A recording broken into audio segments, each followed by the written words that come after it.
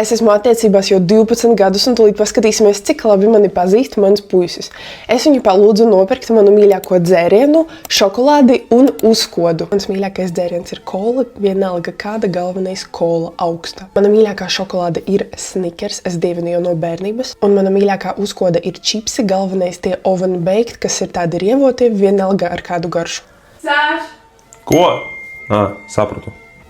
Es sapratu, kāpēc viņš neiet uz veikalu, jo Rimi e-veikals beidzot ir pieejams arī Daugavpilī. Visiem pirkumiem ir bezmaksas piegāde un arī dāvanas. Var saņemt 3 eiro atlaidi pirkuma grozam ar kodu Daugavpils3. Visi e-veikala pirkumi var piedalīties arī loterijā, kur var vinēt jaunāko iPhone. Tavs mīļākais dzēriens tā ir Dr. Pepper. Kāda kola es dzirdēju? Man liekas, ka Saša mani pazīst labāk nekā es. Jā. Tiešām, es dievinu Dr. Pepper, es jau aizmirsu par to.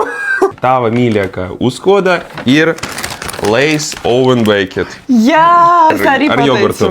Vienalga ar kādu garšu. Man garšo šitie oven baked chipsi. Tava mīļākā šokolāde ir no bērnība KitKat Peanut Butter. Nē.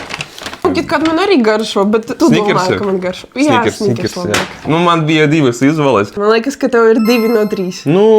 Ierakstiet komentāros, ja vēlaties, lai nofilmējam šādu video arī otrādi, lai es uzminu, kas garšo Sašam. Man liekas, ka būs 0,3.